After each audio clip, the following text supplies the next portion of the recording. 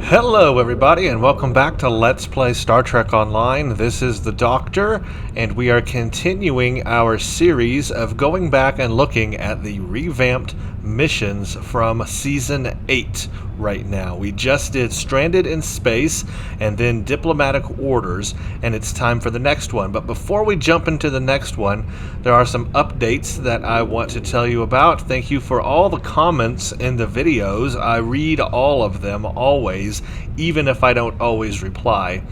A lot of people have given me input on some things that were changed or updated in the missions that I missed.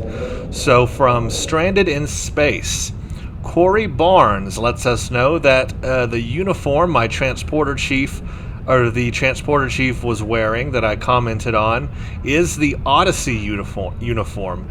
And you can only buy it from Fleet Star bases at the Taylor store, and all the NPCs on ESD wear it, or variants of it. So that's the Odyssey uniform that the transporter chief was wearing. Corey Barnes also lets us know I missed the fact that the transporter room in that mission is the new set from the new tutorial. So that's cool. MFlax lets us know that Welcome to Space Dock is the mission of the first return after your maiden voyage, and that is the part where the way to Admiral Quinn is marked with rays, just that it now is in the new ESD, and it cannot be replayed. Of course, you can only do it once. In Diplomatic Orders, Corey Barnes lets us know that the mission, when played with an Andorian captain or a Vulcan captain, will get different dialogue options with Savin. So that is cool. I did not know that. So an Andorian or a Vulcan will get different dialogue with Savin. Very, very cool. I've never played this game as an Andorian or a Vulcan. I have neither character, so I've never done that, but that's interesting to know that there's unique dialogue for different species. I like that. SFC3 lets us know that the changes in the mission are that the Pajem section is shorter on ground, and that the frigate in Pajem space is a frigate and not a cruiser anymore, and also that there were 3 groups of Klingons in space, but now there's only 1. So those are some more changes that I missed when I played it, and now you know. You are now in the know. So now it's time for the next one, under the Klingon War, of course. Hide and Seek. Coded messages sent by an Undine infiltrator lead you to a distant nebula where enemies lie in wait. Starfleet Intelligence has been working on cracking the coded messages sent by the Undine agent you exposed at Pajem, and we think we have something. There are several references to the Pulsar Nebula in the data. This is an area of space near the Lackey system that we don't know much about. Starfleet needs you to survey the nebula and find out why the Undine have an interest in it. Be careful. When Enterprise D was in the area, it reported that the composition of the clouds may screen opponents from your sensors. So we need to go to the Lackey system. And so we shall.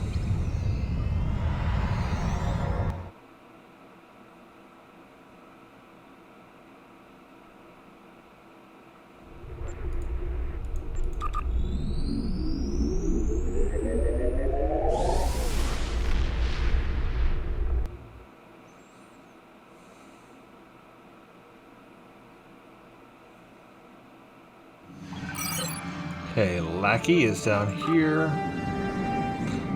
While we are headed that way, I made a couple of updates to my characters. I went ahead and I realized I had the Mako armor, the Mako shield, and the Mako phaser battle rifle. So I decided to go ahead and put that on my character and use it during these missions instead of the Jem'Hadar one. It's a little bit better. And it's the full set, so I'm getting the emergency shield capacitor and of course the integral frequency remodulation, which won't come in handy right now, but when I do the Season 9 revamped missions, the Borg ones, that will really come in handy. But anyway, I figured I have the better set. Let's go ahead and put it on for this series. And then for my ground officers, I went ahead and got them some new weapons I found in the exchange, and these are very affordable. I recommend you go look at these. Fluidic anti-proton weapons. These were only 50 to 100,000 energy credits. Very cheap. This is Mark 12, very rare. So, I mean, this is the highest capacity you can get out of them. And I went with crit damage times 2. I specifically picked this out. Crit damage times 2 and a kickback.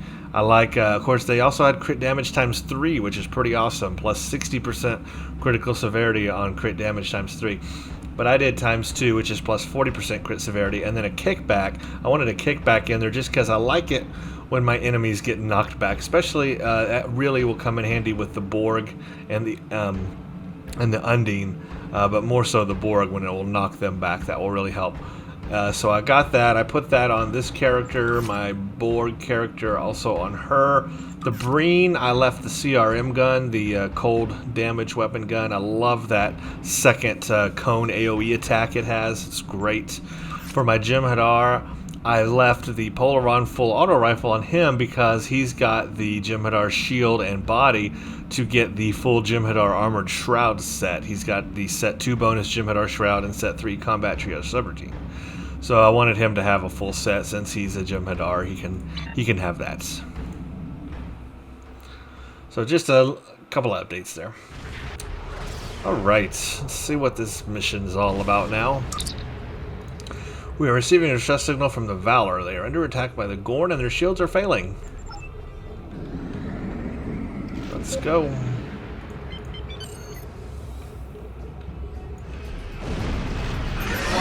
ship is under attack. Target's shields have failed.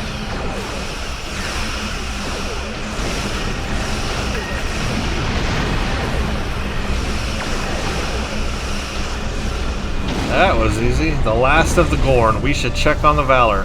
So that's new. These fly menu or this dialogue fly out on the side. That's some of the new stuff they added. Thank you for the assistance, Enrique. Our ship is on a mission to map the Pulsar Nebula. Unfortunately, we failed to adequately compensate for the power drain the nebula had on our engines. We retreated from the nebula to make repairs, and that's when we stumbled upon an illegal Gorn mining operation. Presumably, the Gorn didn't take that well. If you hadn't shown up when you did, Admiral, we'd be sucking vacuum. Our chief engineer says there's no way we can make it back to a starbase. In fact, without new dilithium crystals, we're stuck. The dilithium crystals, Captain. We need dilithium. Okay, that was absolutely the worst Scotty in the history of Scottiness.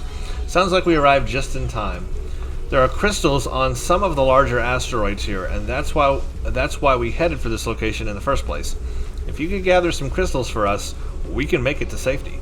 Send us a hail if you have any questions about the nebula. We would be happy to share our data. Engineering, we could use a small sample of dilithium to catalyze a recrystallization process.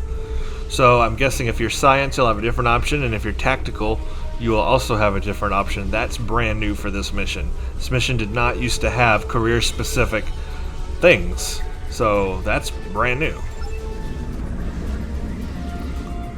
So first we need to collect a sample of dilithium anyway. Used to you had to go to scan each asteroid. I guess that's a little bit different now.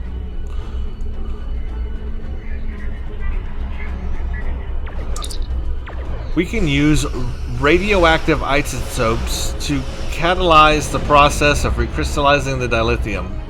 Sensors show that one of the asteroids not far from the mining station has enough heavy metals and isotopes.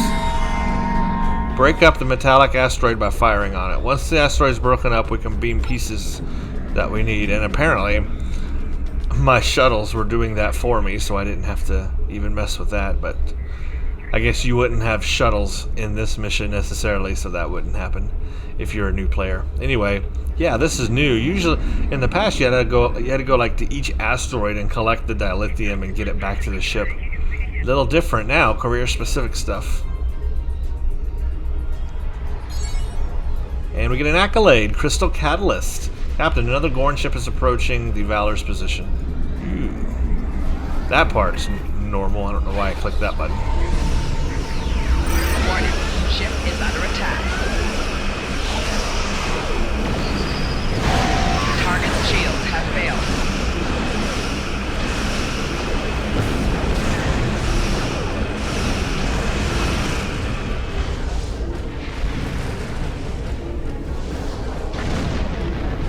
Okay, deliver the dilithium. Got dilithium stuck on the brain. We're in your debt. This is enough dilithium to get our warp engines restarted. After we finish preliminary repairs, we'll set course for Starbase 157. If you want to go into the Pulsar Nebula, your engines will need a boost. I recommend you visit Lackey 3. The Gorn drove out the Federation miners there and took over a decalithium processing facility. It's only fair that you take some of our crystals back. Thank you for the advice. Tom Baker out. Captain, we can set course for Lackey 3 at your command.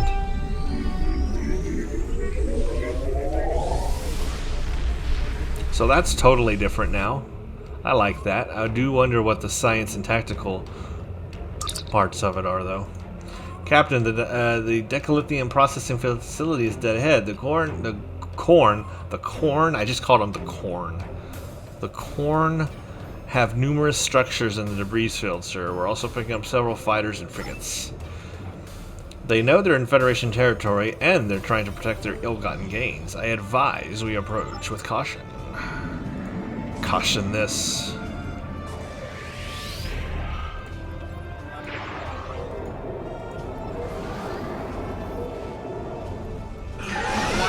Ship is under attack. Target's shields have failed.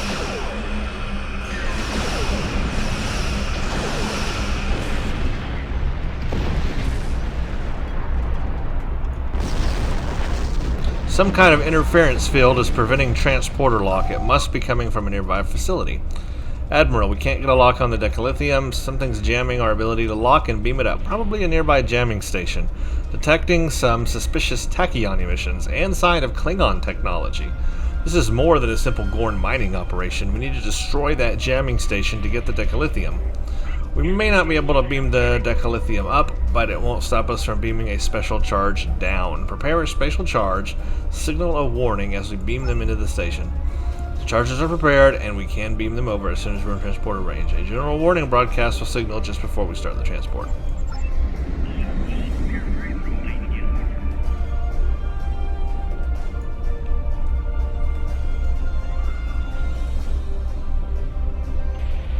Bam.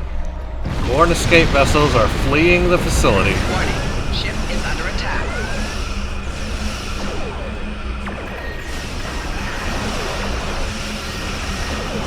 Target's shields have failed.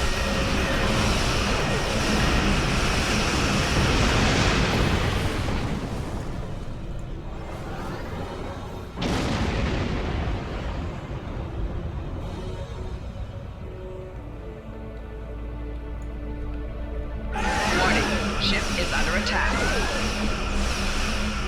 Target's shields have failed.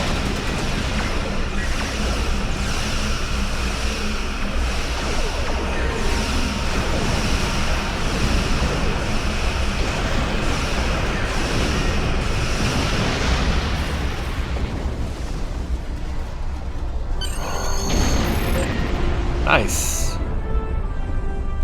Warp to the Pulsar Nebula.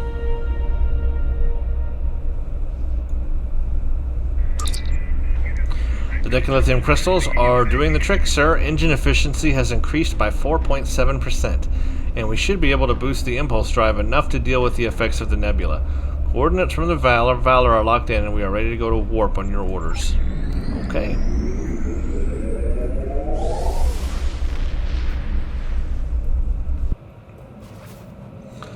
The Lackey system. Captain, scanners show that the amount of metallic density of this region is much higher than would be expected for a nebula of this class. There's definitely something big here, and it might be hidden on another high-density object. We should scan all high-density objects in the vicinity. Okay. Let's start with this ruined mine.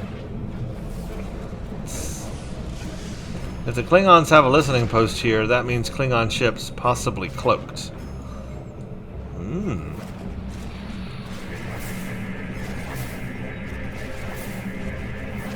The mine is played out and abandoned.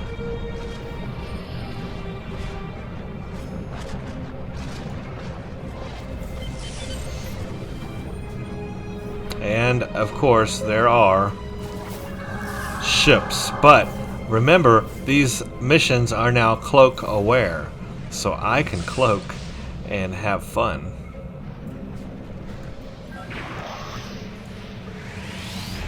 Warning. Ship is under attack. Target shields have failed. Oh, there was one behind me too. Oh, sweet. Oh, sweet. Now that was really cool. How did the Klingons even manage to build an outpost this deep in Federation space? This is an old 22nd century satellite, deployed when this area of space was not well known. It's no longer operational. We should salvage it, take it home. Learn a little bit about 22nd century technology. Put it in the Smithsonian, I don't know, something.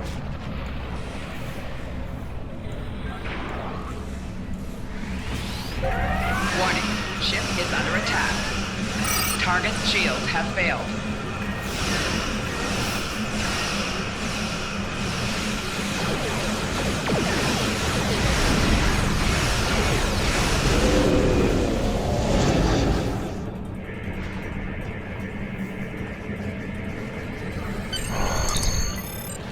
We found something. This asteroid is surrounded by gravatic mines of Klingon manufacture.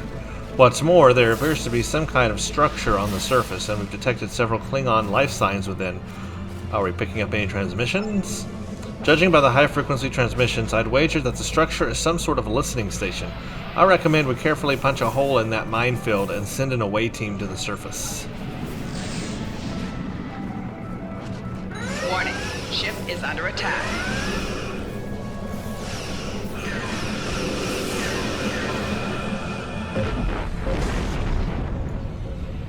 Go ahead, hit me. I can take it. Just come on. Pound me. There you go. I'm just fine, thank you. Love this ship. Okay, beam down.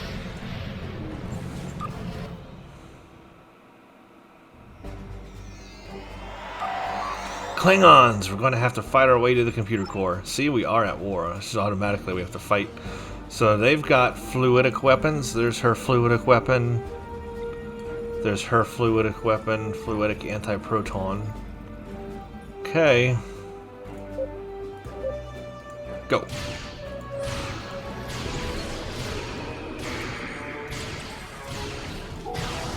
Personal shield losing power. Nice. So yeah, this facility definitely looks more Klingon. I believe this facility was a lot different before. It was the generic kind of build, but now it looks very Klingon-y. They gave it a Klingon. They're firing through the wall. It's never a good sign. See, the NPC, I mean, the AI is so messed up that it will do that. I guess they really still haven't fixed that. It's stupid sometimes. I like this. Yeah, this is so much more Klingon now.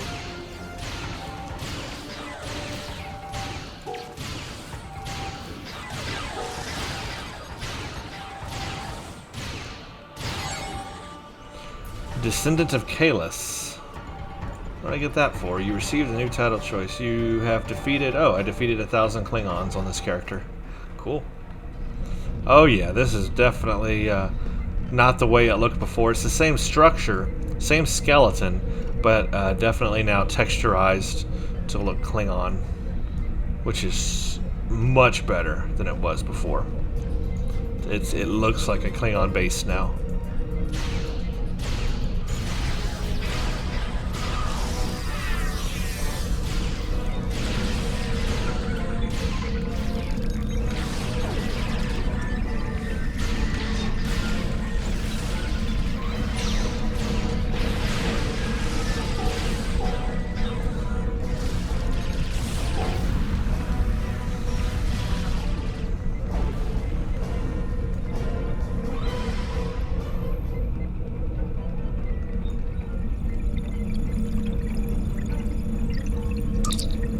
We can upload these records to our computers Poor analysis, sir, but it will take some time. We'll need to defend the core, of course.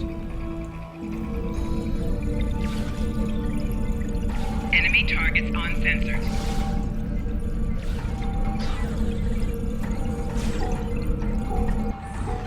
Easily done.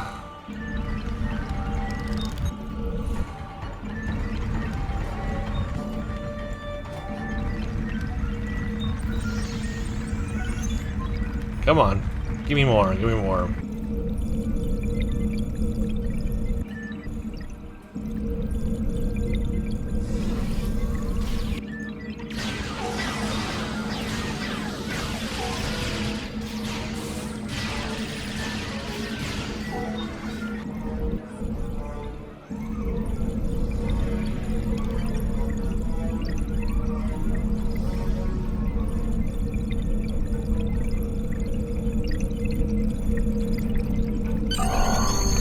We've downloaded the data, sir. I recommend that we get it to Starfleet Intelligence as soon as possible. Ensign Rookie, the away team is ready to beam up.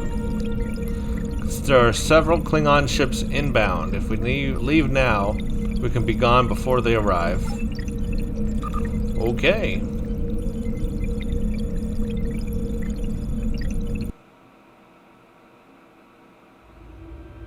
And it's over.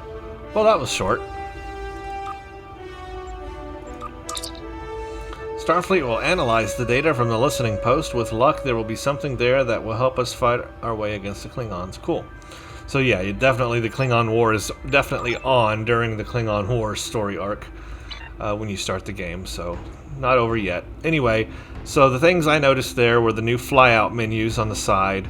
I noticed the career-specific choices at the beginning there. You had, if you're a different career, you do different things to power up the ship. I noticed the revamp of the Klingon base. Definitely looks better. It also looks like they might have taken away one of the things you had to scan. Excuse me, in the Lackey system. It seemed like there were 4 things you had to scan before, and now there's only 3 things. So they might have scaled that back a little bit. I also remember a lot more mines around the asteroid than there were this time. So they might have scaled the mines back a little bit too. Those are the changes that I noticed.